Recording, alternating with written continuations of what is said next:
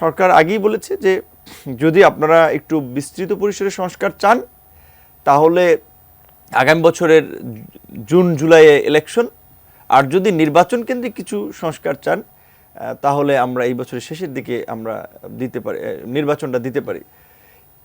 এখন মানুষের প্রত্যাশা কিন্তু যেহেতু এটা একটা মানে অন্যান্য সময়ের মতো ওই রকমের 3 মাসের কেয়ারটেকার গভর্নমেন্টের সময় না, একটা গণ অভ্যুত্থান পরবর্তী অন্তর্বর্তীকালীন সরকার, রাষ্ট্র পুনর্গঠনে রাষ্ট্র সংস্কারের বিষয়টাই এখানে সকলের কাছে প্রাধান্য বা আলোচিত এবং প্রত্যাশা।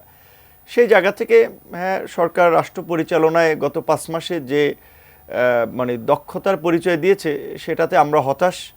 এবং আমরা না, ইন্টারন্যাশনাল কমিউনিটিও বিশেষ করে ধরেন যারা শুরুর দিকে এই সরকার নিয়ে খুব আশাবাদী ছিল যে এই গভর্নমেন্টের হেড আমাদের সর্বজন শ্রদ্ধেয় অভিজ্ঞ দক্ষ একজন ব্যক্তি, সো বাংলাদেশটা একটা ভিন্ন ট্র্যাকে উঠে যাবে।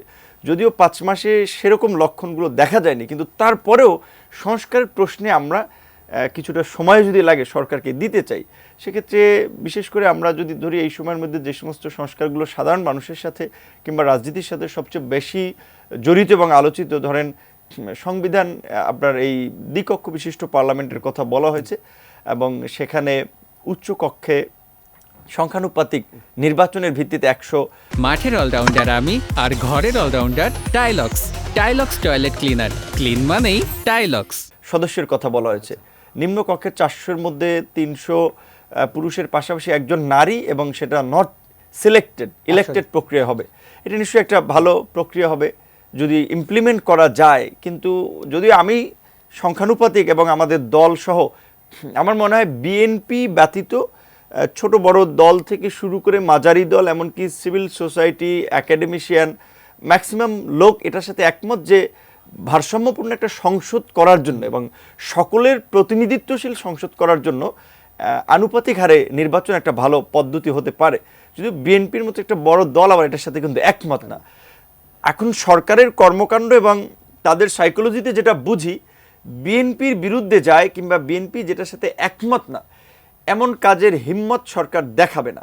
সেক্ষেত্রে বোধহয় সংখ্যানুপাতিক নির্বাচন হয়তো যেইভাবে আমরা চাচ্ছিলাম অন্যান্য দেশে হয় ওইভাবে হচ্ছে না, কিন্তু তারপরেও এই আপনার নির্বাচন সংস্কার কমিশন ওই আপনার দ্বিকক্ষ বিশিষ্ট সংসদের একটা কক্ষে আপনার এটার কথা বলেছে।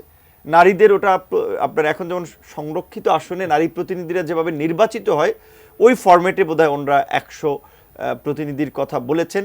নির্বাচন কমিশনকে শক্তিশালী করার বিষয়ে ওনাদের বেশ কিছু প্রস্তাবনা ছিল, আরও কিছু পদক্ষেপ নিতে হবে। পুলিশ কমিশনের পক্ষ থেকে বিশেষ করে পুলিশকে আপনার যে এটা ঠিক, আমরা সব সরকারই কিন্তু রাজনৈতিক টুল হিসেবে ব্যবহার করে। যেমন এখন আমরা আওয়ামী লীগের আমলে বেনজির, হারুন, বিএনপির আমলে এসপি কোহিনুর, এরকম নামটা আমরা শুনেছি। এখন আমি বলতে পারি কি জন্য, কারণ আমি তো কারো কাছে মাথা বিবেক বুদ্ধি বন্ধক রেখে রাজনীতি করি না, কাজে যেটা সত্য সেটা সত্য বলতে হবে। এখন র্যাব বিলুপ্তির কথা আমরা জোরে সোরে বলছি, এমনকি আমাদের আন্দোলনের সংগ্রামের রাজপথের সহযোগী বিএনপিও বলছে, কিন্তু এই র্যাব কিন্তু বিএনপি গঠন করেছিল। কাজে এই যে প্রশাসনকে রাজনৈতিক টুল হিসেবে, পলিটিক্যাল ওয়েপন হিসেবে ব্যবহার করাটা, এটা কিন্তু সব সরকারই করেছে। সেহেতু পুলিশ সংস্কার কমিশন এটার উপরে প্রধানত জোর দিয়েছে যে পুলিশ সহ প্রশাসনকে বিশেষ করে নিয়োগ এবং পদোন্নতি কেন্দ্রিক তো আপনার রাজনীতিকরণটা হয়। এমপির সুপারিশে 5 জন ডেপুটি সেক্রেটারি থেকে জয়েন্ট সেক্রেটারি হয়, অতিরিক্ত সচিব থেকে সচিব হয় রাজনৈতিক বিবেচনায়।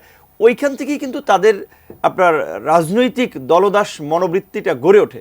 কাজে এইখানে যদি সেটা প্রশাসন বলি, পুলিশ বলি, এইখানে যদি একটা স্বচ্ছতা এবং জবাবদিহিতা, পেশাদারিত্বের ভিত্তিতে পদোন্নতি এটা নিশ্চিত করা যায়, তাহলে কিন্তু এইখানে একটা বড় ধরনের পরিবর্তন করা সম্ভব। আর আমলাতন্ত্র পরিবর্তন আপনার না করে শুধু রাজনীতির পরিবর্তন করলে সেই পরিবর্তন আর টেকসই হবে না। আমলাতন্ত্রে একটা বড় পরিবর্তন আনতে হবে। দুর্নীতি দমন কমিশনেরও দেখেছি একইভাবে তারা বিশেষ করে দুর্নীতি দমন কমিশনকে কিভাবে শক্তিশালী করা যায় সেই বিষয়গুলোকে রেখে বেশ কিছু প্রস্তাবনা দিয়েছেন। 4টি কমিশন যে প্রস্তাবনা দিয়েছে তার মধ্যে সবগুলো তো দেখা হয়নি, যেটা আর কি অ্যাট এ গ্লান্স দেখলাম সেখান থেকে আর কি বললাম।